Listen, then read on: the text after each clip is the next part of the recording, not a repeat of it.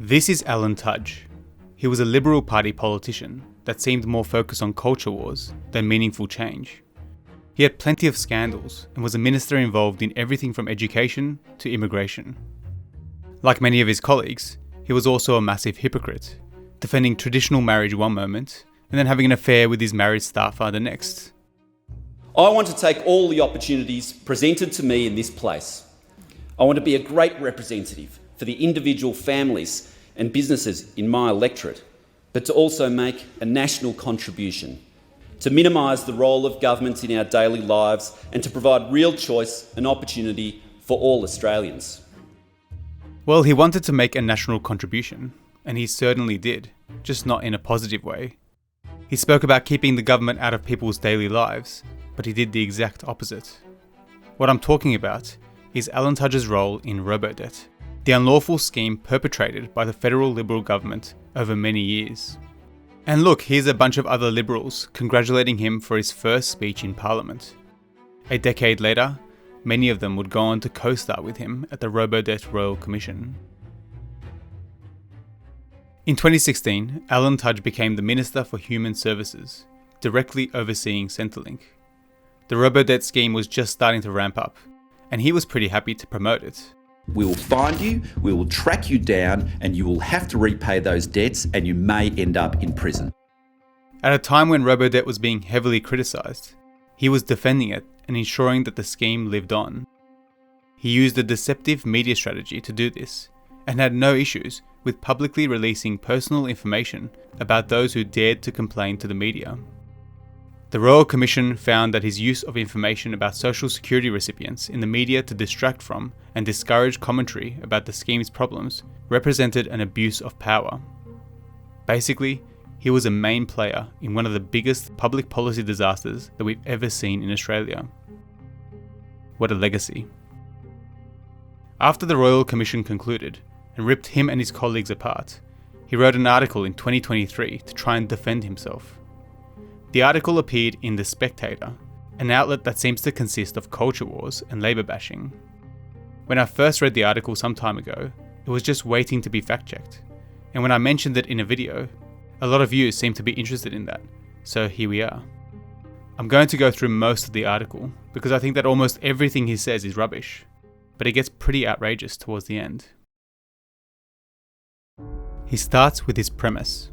He calls the Robodebt Royal Commission a missed opportunity, specifically to consider the problem of welfare compliance from the taxpayer's perspective, and determine how to fix the gaping hole in the system that now exists following the federal court decision which said that certain features were unlawful. What he's saying is that the Royal Commission was wasting its time looking at the Robodebt scheme, and instead he thinks the real disaster was the scheme being stopped. He goes on to say, the Royal Commission reviewed 1 million documents and wrote a 1,000-page report, and yet there was no discussion as to how to create greater integrity in a welfare system. There's a lot to unpack there. He must not have read the report very well, because the whole point was to identify the lessons to be learnt so that we avoid having another scheme like Robodebt, which undermined integrity in the welfare system. The report talked about many things, including automation, data matching, improving our checks and balances, and improving the Australian public service. These are all things important to the integrity of the welfare system. But let's put that aside. The reason the Royal Commission didn't focus on the overall welfare system was because the terms of reference had nothing to do with that. The Royal Commission wasn't set up to figure out the ideal social security policy. It was set up to identify who was responsible for creating and enabling the Robodebt scheme, who was involved in the subsequent cover-up, and the overall cost to society. A Royal Commission isn't set up to identify general policy. That's what a government is for. Unfortunately, the government Alan Tudge was part of for about a decade clearly couldn't come up with anything meaningful or lawful. Alan Tudge knows all this, but it's a nice little distraction to start off by saying that the Royal Commission should have looked at something else and not the dodgy things he was involved in. He also throws this in that same paragraph, that the welfare system is allocated entirely on self-reports of income and assets, as if this is some unique feature of our social security system. The social security system does rely heavily on self-reporting, but so does our tax system. Individuals and corporations self-report information that goes into their tax returns, and both the social security and tax systems have audits in place to try and detect some of the discrepancies that happen. It's also interesting that he's complaining about the lack of integrity in the welfare system, but makes no mention of his government's favourite kind of welfare: corporate welfare. You know, the tens of billions of dollars in welfare his government paid to companies during COVID, including to companies that tripled their profits. Talk about a system with no integrity. Anyway, back to this article. He says that greater integrity was the single objective of Robodebt when Cabinet agreed to it in 2015. Thanks to the Royal Commission though, we have a copy of the proposal that went to Cabinet. And while they sprinkled the word integrity wherever they could, the real objective was that the proposal pay for itself and deliver savings year on year. It's also ironic that the Cabinet proposal was found to be highly misleading and deliberately watered down. That's real integrity right there. Alan Tudge goes on to write that during a welfare audit, if the recipient failed to provide the required evidence, then annual ATO information would be used to calculate their fortnightly income. This was a process called income averaging, which he says no minister, coalition or Labor knew was illegal in the 40 years that it had been used, up until the point the federal court found it to be unlawful in 2019. That's a very shifty revision of history, trying to imply that the same process has been ongoing for 40 years. Prior to Robodebt, the practice of income averaging was used rarely and only as a last resort. If a social security recipient couldn't provide the relevant information, then Centrelink would use its powers to obtain information directly from employers or banks. The onus of proof was on Centrelink to assert that there had been an overpayment and therefore a debt. Robodebt fundamentally changed that. It put the onus of proof on the recipient and refused to allow Centrelink to use its powers to obtain information directly. If a recipient couldn't provide what was needed, then a flawed assumption was made to take an annual tax figure and divide it equally throughout the year. For many recipients of Social Security, they weren't earning equal amounts each fortnight, so this assumption was totally inaccurate, leading to the creation of fake debts. Again, Alan Tudge knows all this, but it's inconvenient for his victim narrative. Speaking of knowing things, he said that no minister knew income averaging was unlawful, but that's clearly not true. Stuart Robert admitted to knowing, and if you watch the Royal Commission evidence, you can make up your mind about the rest of them. On your state of mind that you assert existed from the 4th of July 2019, you had serious doubts about the lawfulness of this program. My view was the sole use could not be sufficient. It just can't. Yes, not just misgivings, it couldn't possibly work. Couldn't possibly work lawfully, do you mean? Correct, what I would call sufficiently. But just because I have a reservation, respectfully, does not mean I'm going to go on Laura Tingle's program and say I think the government program is wrong. Well, you might not do that, but you might not express the degree of confidence in the program that you purported to in this interview. In every interview, government ministers are expected to show confidence in the agenda of the government. There is no other way that the Westminster system operates. Cabinet ministers can't go out and defend some parts of a government's program and be wishy-washy on others. That's just not how a government can operate, sir, respectfully. Alan Tudge goes on to say that from mid-2017, when some minor changes were made to Robodebt, it continued for another 2 years with little noise or concern from Labor or the welfare lobby. Okay, so apparently between 2017 and 2019, there was little noise or concern. Here's some of what actually happened during that time. In June 2017, a Senate inquiry into Robodebt released its report with the findings and recommendations of its Greens and Labor Party members. The Liberal government rejected the central conclusions and recommendations of the Senate report. Linda Burney, a Labor MP, had a media release on this. In July 2017, at a peak conference for administrative law, attended by many from the government, the keynote speaker roasted Robodebt and said it was unlawful.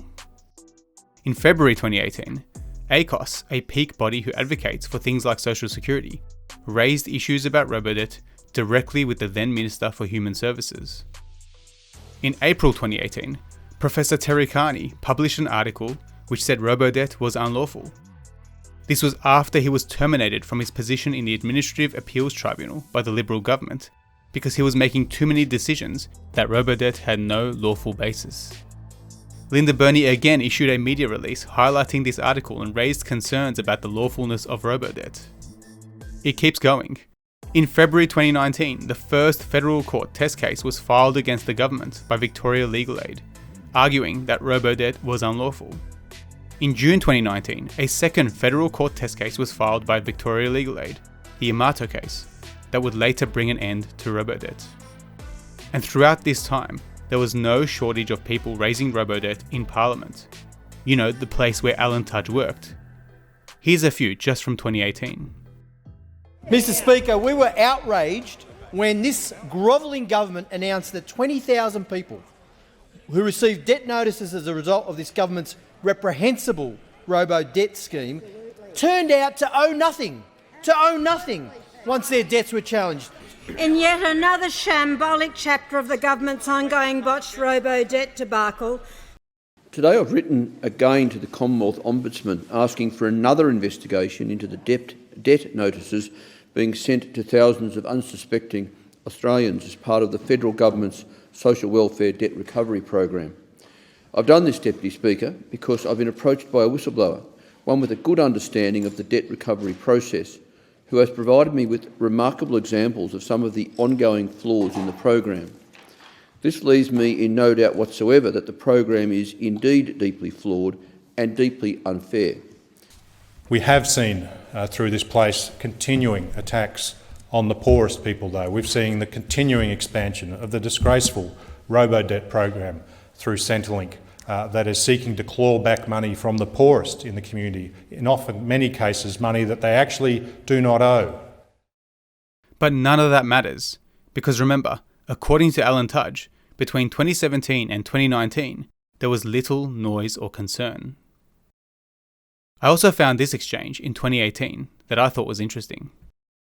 But I want to start by saying there is a fundamental principle within our welfare system, and that is when somebody has been overpaid money, either inadvertently because they've told us the wrong information, or deliberately where they've given us incorrect information, they are required to repay that money. Now, not only is it an important principle within the welfare system, it's actually also the law. The Social Security Act of 1991 demands that the government recover debts where people have been paid money from the social security system that they are not entitled to. And we will continue to uphold that principle. That last statement didn't age well. You might recognise Michael Keenan. He took over from Alan Tudge as Minister for Human Services, and he was a witness at the Robodebt Royal Commission. The Royal Commission concluded that Michael Keenan failed in his responsibility as Minister to satisfy himself that his department was acting lawfully. It's actually also the law. Let's get back to Alan Tudge and his article. He says, the key issue today is what happens when a recipient doesn't respond to a request for evidence of their actual earned income when they're audited. The answer is nothing. The ATO data cannot be used. The audit simply stops. This simply isn't true. Prior to Robodebt, if someone didn't respond or wasn't able to provide the relevant information, the department would use its powers to get the needed information directly from employers or banks.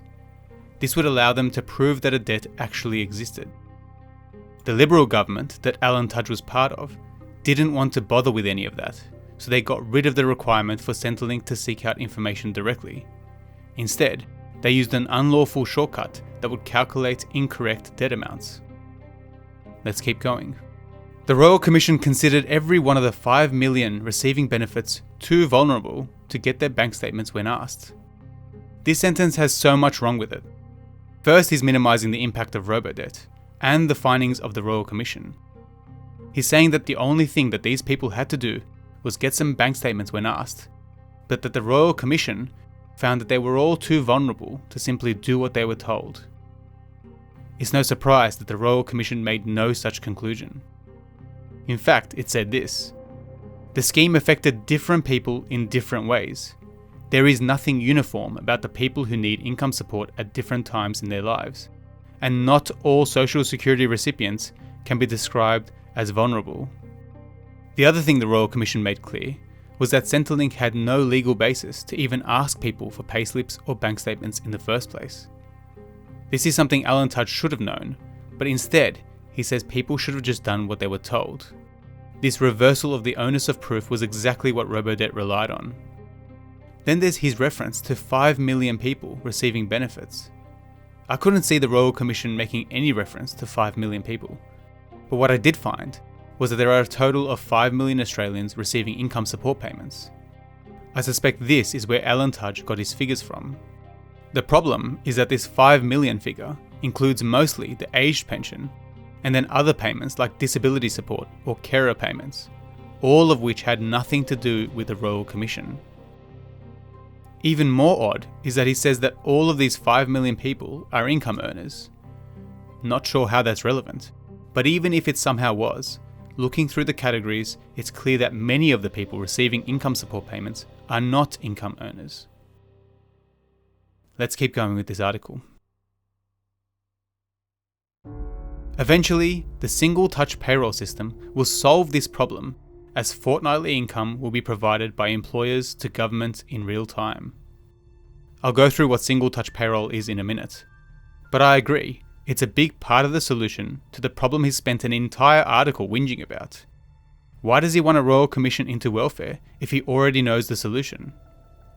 In fact, him and all the other Liberal Party clowns who were part of Robodebt knew about single touch payroll over a decade ago. It was even mentioned in the cabinet paper that proposed Robodebt. So what is single touch payroll, or STP? It's basically a way for employers to report practically real-time payroll information directly to the ATO. This allows the ATO to have accurate information about people's income as they get paid, either weekly, fortnightly, or monthly. This is key to having more accurate data. But according to Alan Tudge, it will be several years before STP is comprehensive. But that's not what the government says. They say that almost all large employers and eligible small employers are reporting through STP. And when I say that this is according to the government, I mean Alan Tudge's government, while he was still there, because this was published in February 2022. If Alan Tudge really wanted to increase integrity in the social security system, then he would have put more effort into getting STP up and running earlier. But instead, he spent a lot of his time and energy defending Robodebt and attacking its critics. He continues, "In the meantime, over $150 billion will be allocated based on an honesty system with no enforceable checks." Another baseless claim. Now in this $150 billion, he's again lumping in things that had nothing to do with Robodebt, like the aged pension, or the family tax benefit, and so on, all of which make up the majority of this government spending. So it's a totally separate issue if he thinks there's not enough checks and balances on those payments. It's very little to do with Robodebt, and more to do with what exactly his government did while they were in power for around a decade. But let's put aside his misleading figures and talk about enforcement. Services Australia looks after Centrelink, and if we look at one of their recent annual reports, we find out that there are in fact enforceable checks. There are payment accuracy reviews, as well as what they call compliance interventions, almost 200,000 of them a year. There's also anti-fraud measures, where criminal investigations are completed, and where necessary, referrals are made to prosecutors. Are all these compliance measures enough? Maybe, maybe not. I don't know, because I'm not an expert in this field. But Alan Tudge is the one saying that this money is being given out with no enforceable checks. That's clearly untrue, and he knows it. He was the minister in charge of all this. His next point is the one that brought my attention to this article in the first place. He says that the Royal Commission cost $200 million. Except it didn't. The Royal Commission cost $33.6 million, almost 6 times less than his article claimed. That's still a lot of money, but when you consider the Robodebt scheme itself, which cost us many billions of dollars, I would say it's worth it to figure out what went so wrong. Of course, it doesn't help that the lessons won't be absorbed by those who need them the most. And that's mainly why I'm doing this video at all. Alan Tudge's article may as well be the collective Liberal Party response to the Robodebt disaster. There's been no responsibility taken and no accountability. Least of all from their current leader, Peter Dutton. So the attitude that let Robodebt happen in the first place is still unchanged. If you want more information about the cost of the Robodebt scheme, including of the Royal Commission, then I made a video you can check out here. I'll put a link in the description. Alan Tudge's ultimate argument in the article is that the objective of the Royal Commission was to lynch the coalition. And yet, after all the disgraceful conduct that was uncovered, all the lies and abuse of power and the immense damage done to society, no real justice has been served. So what ended up happening to Alan Tudge? In February 2023, he was called in to give evidence at the Royal Commission. His evidence was a train wreck, and a few days later he announced his resignation from Parliament. Well, thank you very much, Mr Speaker. I'd like to inform the House that I'll be resigning from Parliament effective from next week. As a local member, I've had opportunities to work with thousands of individuals and groups to advance our community. My passion has always been in social policy rather than economic or security policy, the traditional Liberal focal areas. I've always believed that while the economy is the foundation of our society, the social policies determine whether individuals are given the opportunity and responsibility to realise their potential. That's why I've been passionate about working with colleagues in this House to lead policy reforms over the years, such as strengthening the sustainability of our social security systems. I want to say a few words about my friend, member for Aston, Alan Tudge. Alan came into the Parliament in 2010. He's a person of great integrity, of huge intellect. We're very proud of what he's been able to contribute to the Liberal Party over a long period of time. So we wish him well in the next chapter of his life. Good riddance. If you want to hear a summary of Alan Tudge's Royal Commission evidence, you can check that out here. I'll put a link to it in the description.